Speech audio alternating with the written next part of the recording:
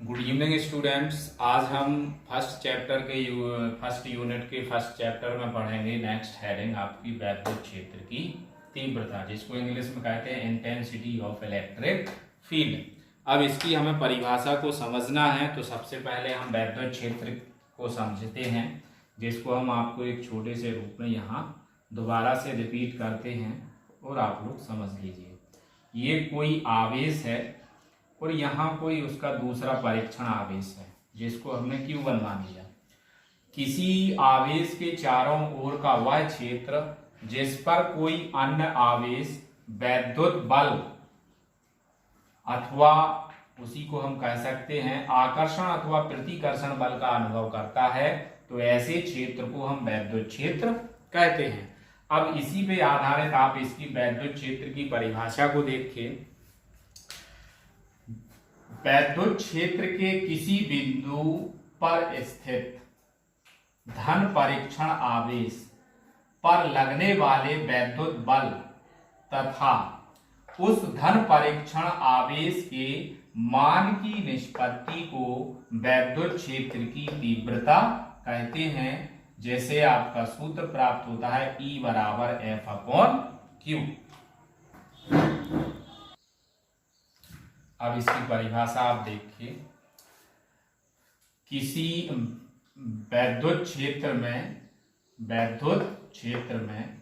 किसी बिंदु पर रखे धन परीक्षण आवेश पर लगने वाले बल तथा परीक्षण आवेश के मान की निष्पत्ति को वैद्युत क्षेत्र की तीव्रता कहते हैं। आप लोग सही तरीके से इस परिभाषा को देखें।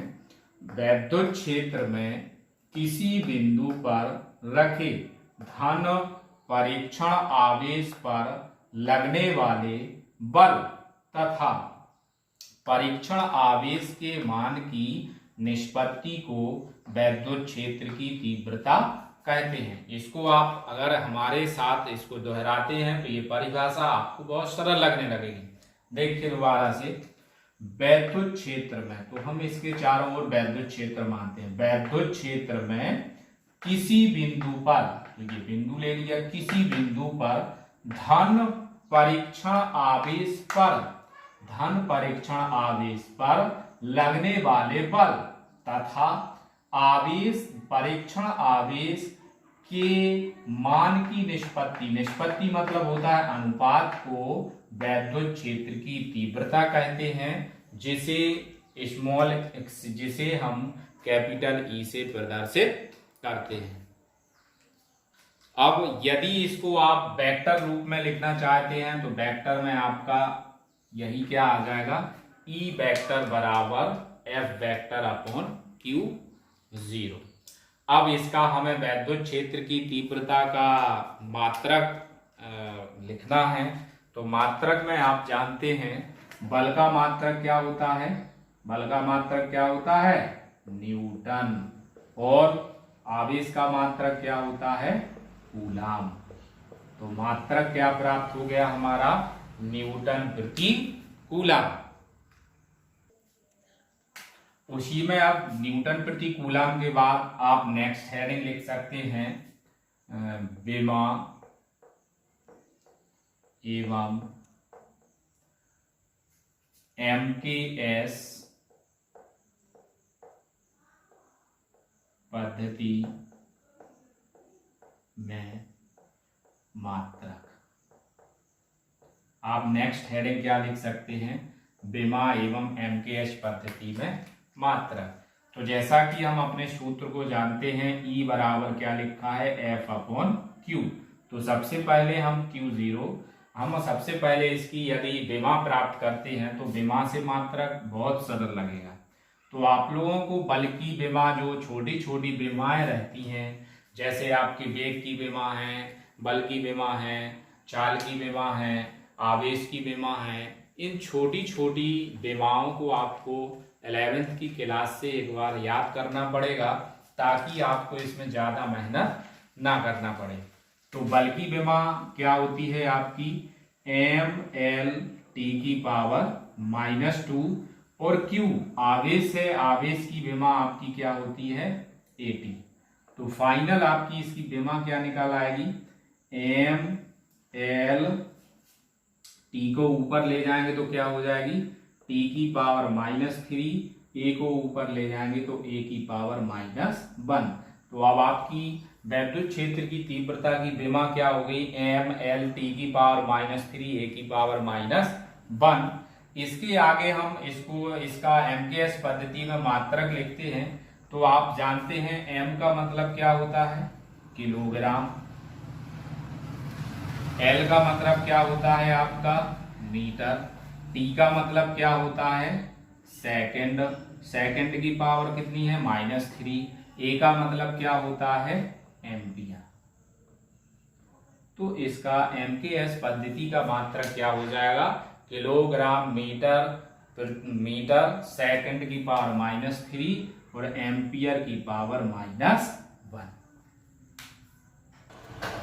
अब आगे हमें नेक्स्ट हेडिंग पढ़नी है, किसी बिंदु आवेश के कारण वैद्युत क्षेत्र की तीव्रता। इसी को हम इंग्लिश में क्या कह सकते हैं, intensity of electric field due to a point charge. अब इसको हम इस हेडिंग को समझते हैं। सबसे पहले हम इसका चित्र बनाते हैं। एक परीक्षण आवेश क्या ले लिया Q, और इससे इसको हम एक बिंदु मान लेते हैं और इससे कुछ दूरी पर एक अन्य बिंदु लिया जिसको हमने क्या मान लिया Q0, और यहां हमने इसको प्लस दिया तो इसको भी प्लस मानते हैं। और ये आपका जो बिंदु है इसका नाम क्या दे दिया O, और इसका नाम क्या दे दिया A, और इस पर लगने वाले वैद्युत क्षेत्र की तीव्रता क्या हो गई E। ये आपका कंप्लीट चित्र हो गया। अब चित्र की भाषा के बारे में हमें समझना है, और उसको समझने के लिए आपकी नजर चित्र पर होना चाहिए। देखिए, माना कि +Q कूलाम का आवेश, माना कि +Q कूलाम का आवेश एक ऐसे बिंदु में, एक ऐसे माध्यम में बिंदु O पर स्थित है, बिंदु O पर स्थित है, जिसका परावैद्युतांक K है, जिसका परावैद्युतांक K है। +Q आवेश द्वारा उत्पन्न वैद्युत क्षेत्र बिंदु O से r दूरी पर एक अन्य बिंदु A है, जिस पर वैद्युत क्षेत्र की तीव्रता ज्ञात करनी है। दोबारा से आप फिर इस चित्र को समझिए। माना कि +Q आवेश, माना कि +Q आवेश एक ऐसे माध्यम में स्थित है, एक ऐसे माध्यम में स्थित है जो बिंदु O, ये जो बिंदु O है, एक ऐसे माध्यम में है जिसका बिंदु O है और जिसका परावैद्युतांक K है। +Q आवेश के द्वारा उत्पन्न वैद्युत क्षेत्र बिंदु O से r दूरी पर एक अन्य बिंदु A है, जिस पर वैद्युत क्षेत्र की तीव्रता ज्ञात करनी है, जिस पर क्या करनी है, वैद्युत क्षेत्र की तीव्रता ज्ञात करनी है। अतः बिंदु A पर परीक्षण आवेश Q0 पर लगने वाले वैद्युत बल कूलाम के नियम अनुसार आपका क्या हो जाएगा, F बराबर 1/4 पाई एप्सिलॉन नॉट के Q0/r²। क्योंकि आप कूलाम का नियम जानते हैं क्या होता है, F बराबर 1/4πε0 के Q1 Q2 upon R square होता है। तो Q1 हमारा क्या है Q और Q2 क्या है Q0। तो हमारा ये सूत्र बन गया, समीकरण नंबर 1 हो गया। ये किसके नियम अनुसार है? कूलाम के नियम अनुसार। यहां हम लिखेंगे आपका कूलाम के नियम अनुसार। अब इसके बाद वैद्युत क्षेत्र की परिभाषा से, वैद्युत क्षेत्र की परिभाषा आपकी क्या हो जाएगी? E बराबर F/Q0। किस बिंदु पर निकाल रहे हैं हम वैद्युत क्षेत्र की तीव्रता?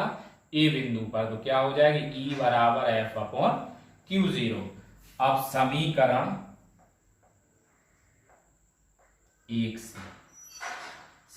1 से क्या आ जाएगा? F E बराबर F की वैल्यू क्या है आपकी? 1/4πε0 के 1/4πε0 के Q0 अपॉन R स्क्वायर। और यहाँ आपका Q0 है तो Q0 से Q0 कैंसिल हो गया। तो आपके वैद्युत क्षेत्र की तीव्रता क्या आ जाएगी? E बराबर 1/4πε0 के Q अपॉन R स्क्वायर। ये क्या है आपका? किसी बिंदु आवेश के कारण वैद्युत क्षेत्र की तीव्रता। इसको आप भाषा को जितना ज्यादा से ज्यादा हो सके स्वयं इस चित्र से समझ करके लिखेंगे। मतलब समझने का मतलब ये है कि आप पहले एक बार हमारी भाषा को सुनिए और फिर दोबारा से इसको बोलने का प्रयास कीजिए और फिर उसको इस तरह आप चलेंगे। डेरिवेशन आपको इस फिजिक्स में बहुत ज्यादा मिलेंगे, लेकिन यदि हम उसका मैथमेटिकल पार्ट देखते हैं तो वो आपका 4 या 5 लाइन का होता है। जैसे देखो यहाँ फर्स्ट, सेकंड, थर्ड, फोर्थ में पूरा आपका प्रूफ हो गया है। अब हमारी भाषा कहाँ बढ़ रही है? चित्र से। तो इस चित्र की भाषा को हम दोबारा से देखते हैं। Try again. माना कि +Q आवेश, माना कि +Q आवेश एक ऐसे माध्यम में बिंदु O पर स्थित है। एक ऐसे माध्यम में बिंदु O पर स्थित है जिसका परावैद्युतांक क्या है? K है। जिसका परावैद्युतांक K है। +Q द्वारा उत्पन्न वैद्युत क्षेत्र, +Q आवेश द्वारा उत्पन्न वैद्युत क्षेत्र बिंदु O से स्मॉल r दूरी पर एक अन्य बिंदु A है जिस पर वैद्युत क्षेत्र की तीव्रता ज्ञात करनी है। जिस पर क्या ज्ञात करनी है? वैद्युत क्षेत्र की तीव्रता ज्ञात करनी है। ठीक है। इसके बाद भाषा आप क्या लिखेंगे? बिंदु A पर वैद्युत बल अर्थात +Q0 पर या +Q0 पर कूलाम के नियम अनुसार लगने वाला वैद्युत बल, कूलाम के नियम अनुसार बिंदु A पर लगने वाला वैद्युत बल F बराबर 1/4πε0 के Q0 अपॉन R स्क्वायर। फिर वैद्युत क्षेत्र की तीव्रता, वैद्युत क्षेत्र की तीव्रता की परिभाषा से। यहां आप क्या लिख देंगे? वैद्युत क्षेत्र की तीव्रता की परिभाषा से E बराबर F/Q0। अब आप समीकरण 1 से F का मान यहां रख देंगे। Q0 से Q0 कैंसिल हो जाएगा। E बराबर आपकी वैल्यू क्या आ जाएगी? 1/4πε0 के Q अपॉन R स्क्वायर। यदि यह वैद्युत क्षेत्र की यदि निर्वात हो, यदि निर्वात